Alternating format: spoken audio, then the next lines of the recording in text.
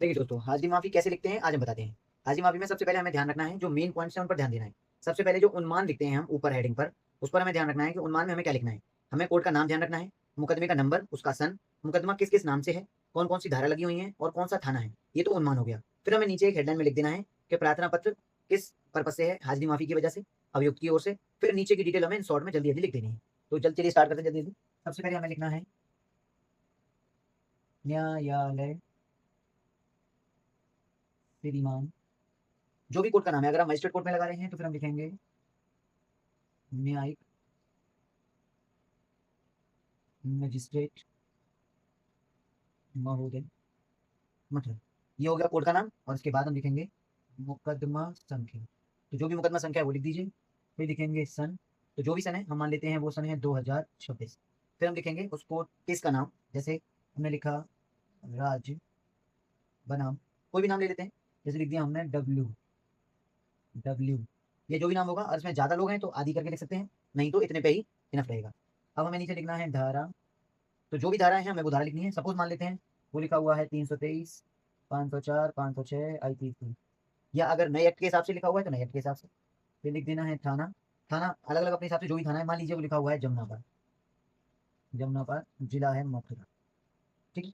ये तो हो गया नॉर्मल उन्मान। इसके साथ हमें लिखना होता है प्रार्थना पत्र वास्ते हाजिरी माफ़ी अभियुक्त। अब अभियुक्त अभियुक्त का अगर कोई नाम है और आपको पता है तो आप लिख सकते हैं। अगर आपको अभियुक्त के नाम के बारे में जानकारी नहीं है तो फिर मत लिखिए, इसको छोड़ दीजिए। या एक से ज़्यादा अभियुक्त हैं तो भी लिखने की जरूरत नहीं है, उसमें अभियुक्त गण लिख देंगे खाली। इसको यहाँ पर अंडरलाइन कर लीजिए। फिर लिखना है महोदय। अब इसके आगे से जो हमारी प्रक्रिया है वो स्टार्ट करनी है कि अगर सबसे पहले टॉपिक पे ध्यान रखना है कि हाजिरी माफ़ी जो हम लगा रहे हैं तो पहले वो फाइल जो है वो किस स्टेज पे चल रही है। तो हमें लिखना है नम्र निवेदन है कि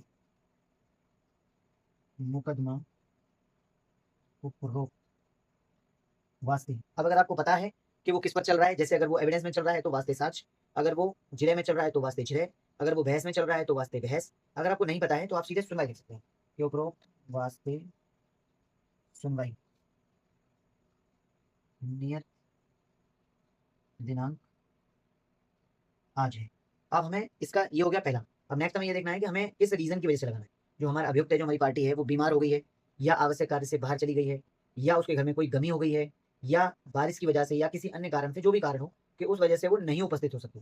तो हम यहाँ लिख देंगे या वो बीमार हो गई है। तो हमारा यहाँ पे लिखना है कारण। फिर यहाँ लिखेंगे किंतु आज अभियुक्त की तबीयत अचानक खराब हो जाने के कारण, खराब हो जाने के कारण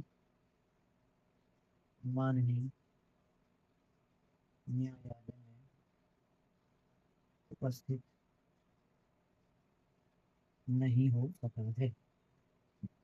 अतः श्रीमान जी से प्रार्थना है। अब प्रार्थना डाल दीजिए। अतः श्रीमान जी से प्रार्थना है कि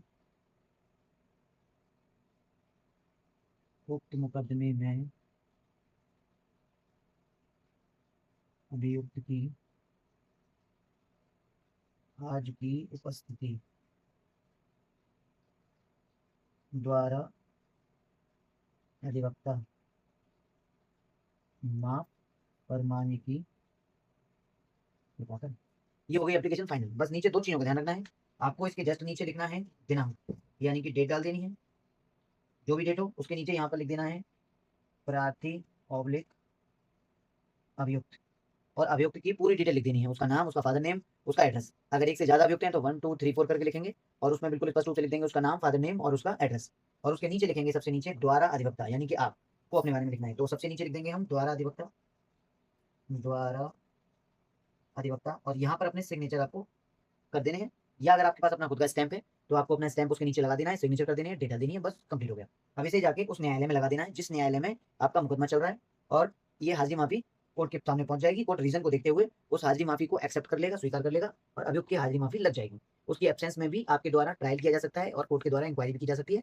तो सुनवाई आगे बढ़ जाएगी और अभियुक्त की हाजिरी माफी उस डेट तक कोर्ट एक्सेप्ट कर लेगा। तो इसी प्रकार से हाजिरी माफी लिखी जाती है। अगर आपके पास और भी कोई ऐसे क्वेश्चन हैं जिसके बारे में आप जानना चाहते हो कि उसकी ड्राफ्टिंग कैसे होगी, तो आप मुझे कमेंट में बॉक्स में जरूर बताएं। मैं उसके बारे में प्रॉपर एक फॉर्मेट बना के और आपको प्रोवाइड करा दूंगा वीडियो के माध्यम से। Thank you.